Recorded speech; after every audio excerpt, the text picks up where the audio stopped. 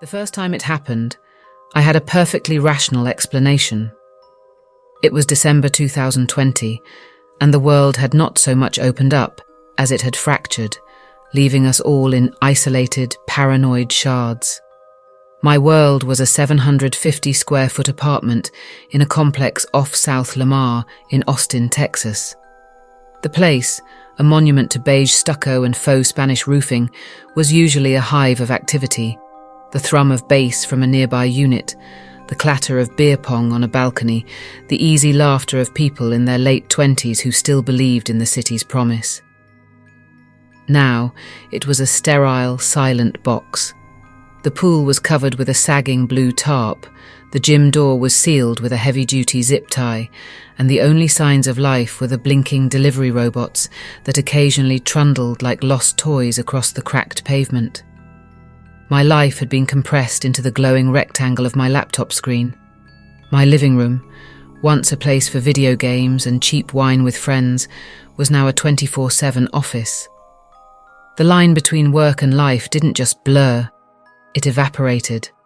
I'd end a Zoom call at 8 p.m, the faces of my colleagues frozen in little squares of shared exhaustion, and then I'd just shift my chair a few inches to the left to begin the mindless scrolling of the evening.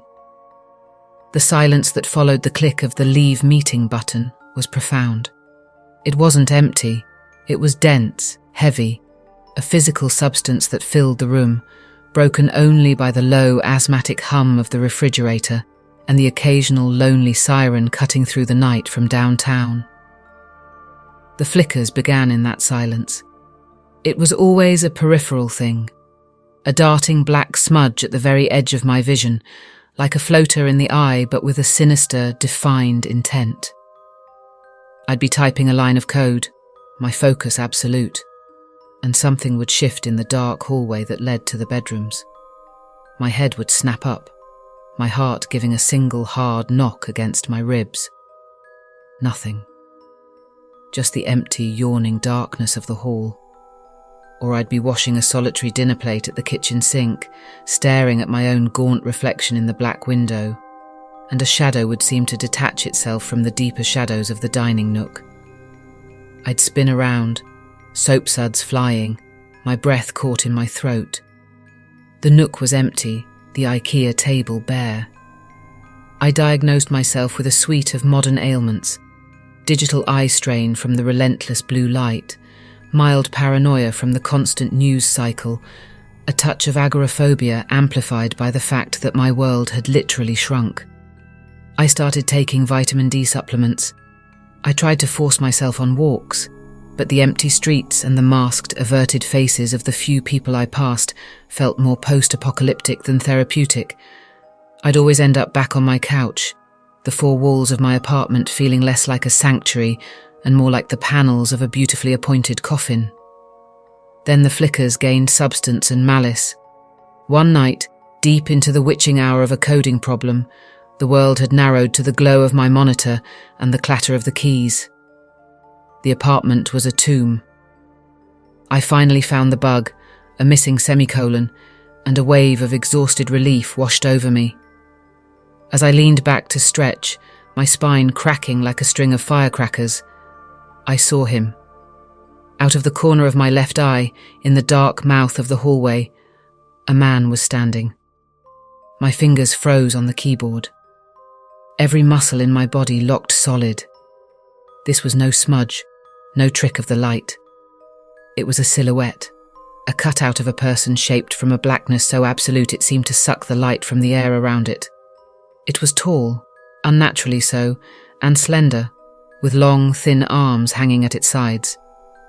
It had no face, no clothing, no texture, just a solid, humanoid void. It stood perfectly still, its head-shaped top tilted at a slight, inquisitive angle. It was observing me. The adrenaline hit my system like a jolt of electricity, so potent and cold it was painful. My fight-or-flight instinct screamed, a raw, animalistic klaxon in my mind, but my body was a statue. I couldn't turn, I couldn't look away. I held my breath, my lungs burning, my peripheral vision straining until it ached. I counted the seconds in the frantic hammering of my heart. 10. 20. Slowly, with a willpower I didn't know I possessed, I commanded my neck to turn. The movement felt granular, my vertebrae grinding against each other. I shifted my head a fraction of an inch, then another, until I was looking directly down the hallway. It was empty. The release of tension was so abrupt I gasped, a ragged, sucking sound in the silent room. I launched myself out of the chair, my legs watery and weak. It rolled back and slammed into the wall with a crash that seemed catastrophically loud. I fumbled for the light switch, my hand slapping the wall, and the overhead fixture buzzed to life, flooding the living room in a harsh, yellow glare. I blinked, my eyes stinging. Nothing. I strode to the hallway, my heart still trying to beat its way out of my chest, and flipped that switch too. The cheap fixture illuminated the beige carpet, the blank walls, the closed door to my bedroom. There was nowhere to hide. I was completely, utterly alone. But the certainty that I wasn't was a cold stone in my gut. That was the catalyst. The sightings became more frequent and more brazen. The sleep paralysis began. I'd wake in the dead of night, my mind screamingly alert, but my body a prison of flesh and bone. A crushing weight sat on my chest, making each breath a shallow, desperate gasp. In the dim sodium vapor light filtering through the slats of my blinds, I'd see them. 2, sometimes 3, of the dark silhouettes gathered at the foot of my bed. They were just standing there, their featureless heads tilted in that same studying manner. They didn't move, they didn't breathe, they just existed, a council of shadows passing judgment on my paralyzed form. I'd try to scream, to roar, to utter any sound, but my throat was sealed, my vocal cords numb.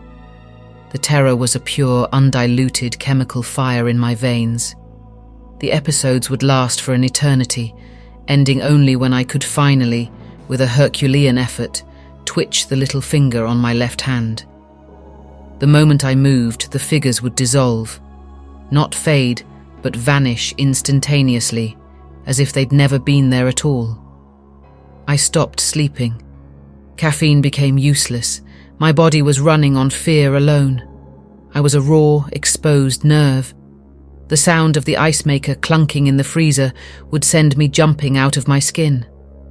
My eyes became restless, constantly scanning the edges of the room, the corners of the ceiling, the dark spaces under the furniture. I started sleeping with every light in the apartment on, a pathetic attempt to banish the shadows, but it only created more of them, longer and more distorted. In a fit of desperate technological rationality, I set up my old laptop as a makeshift security camera. Its webcam pointed down the hallway all night, its green activity light a tiny, watchful eye. I'd spend the first hour of each morning, my hands trembling around a mug of cold coffee, scrubbing through the footage. I saw nothing, just the empty hallway, the play of light from a passing car, the occasional moth fluttering past the lens. The blank, unhelpful footage was somehow more terrifying than catching something. It meant they were clever. It meant they didn't want to be seen. Then, the auditory phenomena started. It began as a low, staticky whisper, the sound a television makes when tuned to a dead channel. I'd hear it late at night, a soft, sibilant hiss that seemed to emanate from the walls themselves, a parasitic noise living in the drywall and insulation. At first, I thought it was tinnitus, or the building's electrical wiring. But it had a pattern. Beneath the hiss and crackle, there was a rhythm, a cadence that mimicked speech. I could never make out words, only the ghost of them, the impression of syllables and sentences spoken just below the threshold of comprehension. I'd press my ear against the cool wall, my whole body tense, trying to decipher it, but the sound wouldn't localize. It just was, surrounding me, filling the air until it was the only thing I could hear. It was the sound of the silence here, I told myself. the sound of a building settling into its own decay. But I knew with a cold, sinking certainty that was a lie. This was a new sound, an invasive one, and it was getting louder. The tension was a steel wire pulled taut inside my chest, vibrating with a constant, high-frequency dread. I existed in a state of hypervigilance, my senses so heightened that the brush of my t-shirt against my skin felt like sandpaper. The world outside my window, the empty streets, the boarded-up windows of a failed restaurant, the dystopian sight of people walking alone in wide, careful arcs, was bleak enough. Inside my apartment, it was a personalized hell. The breaking point came on a Tuesday, a day indistinguishable from any other. I had managed to fall into a fitful, exhausted sleep on my couch, the television playing a David Attenborough documentary about the deep ocean. His calming voice was a lifeline, a tether to a sane, natural world. I was jerked awake not by a nightmare, but by a sound that was brutally, mundanely real. It was the distinct, heavy creak of the loose floorboard in the hallway, the one right outside the living room entrance. I knew that sound intimately. I'd been meaning to fix it for months. My eyes snapped open. The TV had switched to a streaming service's idle screen, casting the room in a dim, shifting aurora of purples and blues. The static whisper was no longer a whisper. It was a soft, pervasive roar in my ears, like the sound of a distant waterfall. I lay perfectly still on the couch, my back to the hallway, my body rigid. The coldness of the leather seeped through my thin t-shirt.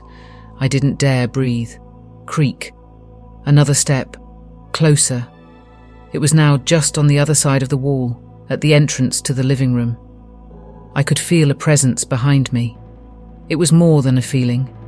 It was a physical sensation.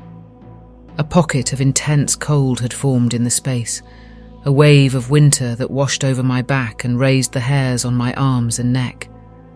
The primal part of my brain, the ancient amygdala that knew the smell of predators and the shape of things that hunted in the dark, was screaming in a language older than words. This was it. The line was about to be crossed. I had to move. I had to see. Gathering every shred of courage from the tattered remains of my sanity, I rolled over. The movement was agonizingly slow, a deliberate, silent betrayal of my terror. The leather of the couch groaned softly under my weight. It was there, in the middle of my living room. The shadow man stood between me and the kitchen, a three-dimensional blot of pure blackness. It was closer than it had ever been, maybe 8 feet away. This close, its darkness was not just an absence of light, it was an active negation of it, a void that seemed to warp the space around it. This time it wasn't static. Its arm, a slender limb of condensed shadow, was extended from its side, its fingerless appendage pointing directly at the white plastic thermostat on the wall. As I watched, my mind refusing to process the information, the digital red numbers on the thermostat's display began to drop. 72, 71, 70. It was counting down with a deliberate, steady pace. The central heating unit, which had been silent, kicked on with a loud metallic shudder that made me flinch.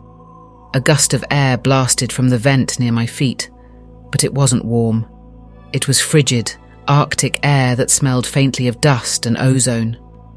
The entity was not just making the room cold, it was commanding the machine to produce the cold, perverting its very function. The thing turned its head. There were no eyes, no sockets, just a smooth, featureless plane where a face should be, but I felt its attention shift from the thermostat to me. It was a palpable force, a weight of regard that was ancient, intelligent, and utterly alien. The static roar in my ears surged, becoming a chaotic, angry buzz that felt like 1,000 insects crawling inside my skull. The pressure built, a sharp pain behind my eyes. Then it took a step toward me. That was it. The steel wire inside me snapped.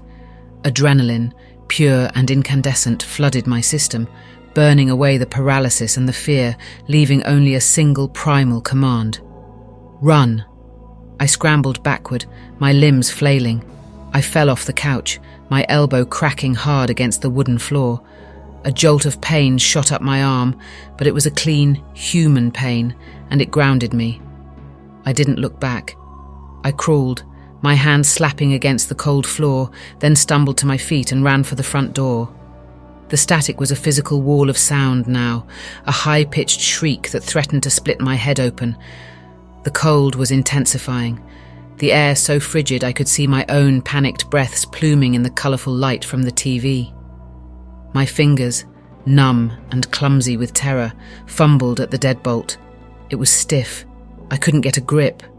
I whimpered, a pathetic, desperate sound. I could feel the cold closing in from behind, a glacial tide. I grabbed the knob with both hands, putting my whole weight into it, and twisted. The bolt slid back with a heavy final thunk that was the sweetest sound I had ever heard. I wrenched the door open and spilled out into the cold night air, not even bothering to close it behind me. I ran across the complex's dew-slicked courtyard in my socks, the wet grass soaking my feet, the cold cement of the sidewalk a shock against my soles. I didn't stop until I was fumbling with my car keys, my hands shaking so violently I could barely press the unlock button. I threw myself into the driver's seat, slammed the door, and hit the lock. The sound of the locks engaging was a second, metallic sacrament. I sat there, gripping the steering wheel, my entire body racked with uncontrollable tremors. My breath came in ragged, sobbing gasps that fogged the windshield. I stared at the open, dark doorway of my apartment from the safety of the driver's seat.